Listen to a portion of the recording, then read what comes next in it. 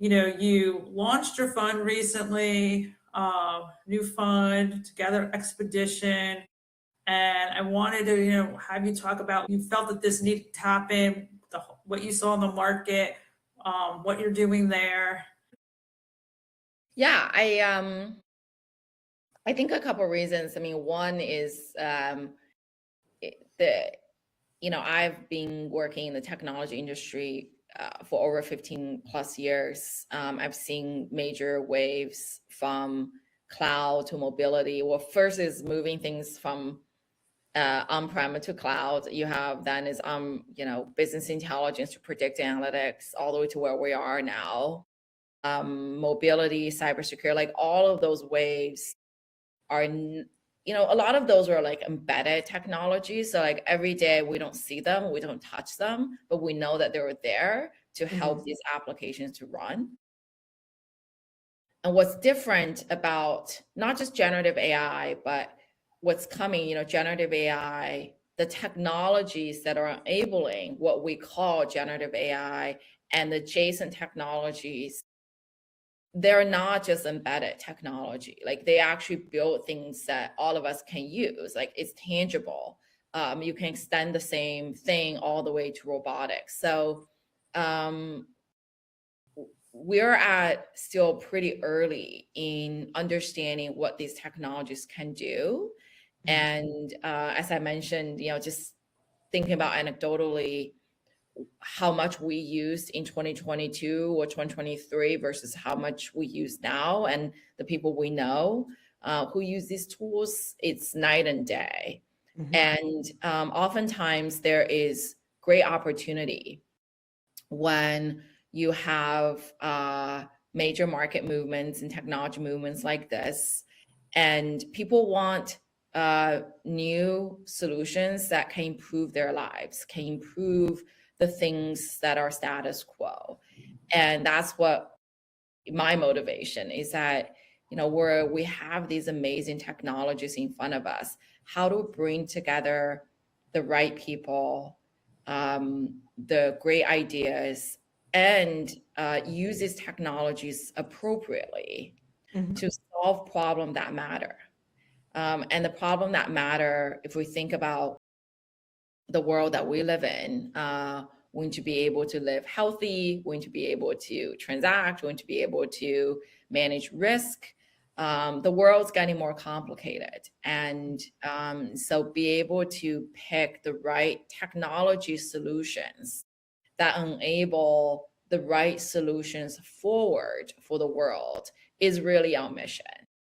So we're not investing for the sake of investing in technology, and some investors do that.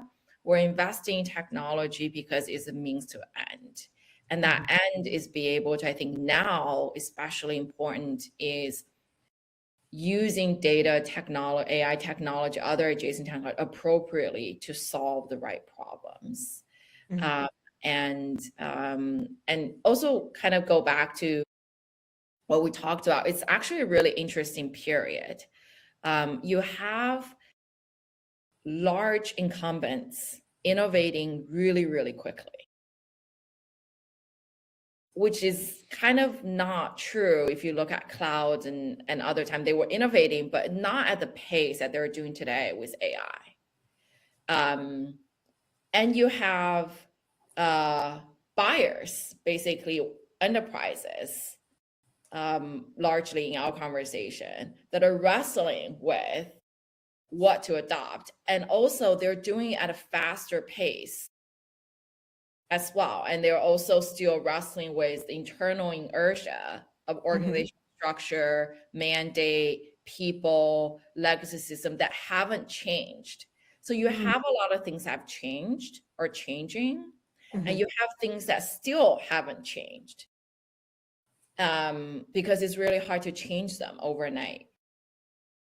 So that mismatch and that dislocation actually create a lot of opportunities, in my view, for innovation. And the way to find those opportunities is that you actually need people who have experience in understanding what those dislocation, those mismatch mean, and know what the enterprises want, and also how to actually bring the right technologies and know the timing, know the buying process, know what people want to build and use in a responsible and scalable manner. And I think you're doing that too, right? You're advising your clients to sort of wrestle with this, what I call this mismatch. This is not going to go away. I think it's going to get more because these Yes. technologies are so powerful and it's just moving at a pace that we have not seen it before. I know everybody talk about that, and I can just say that you have one model now that was done by many different models before 5 years ago. Mhm. And so you have technology pushing forward, you have organization want to adopt, but you also have all these sort of structural things that are still in place. Mhm. And so that creates opportunity for people who know how to do these things and how to find great opportunities and underwrite them or advise them and to create value. Yeah, there's one thing I've noticed is like working with people is to get some of the unlock there of the mismatch is, simply asking like a team, like, what have you, what is your comfort level with AI? What have you done? Then what have your, challenges been? And then what we do also is let me have a question of what do you see is possible in the future in AI, right? So you kind of have to unlock them or make a space for them to start to have a dialogue because until you start that, you're going to always have that inertia or that unknown. And that can be from the top to the bottom of the team. Right.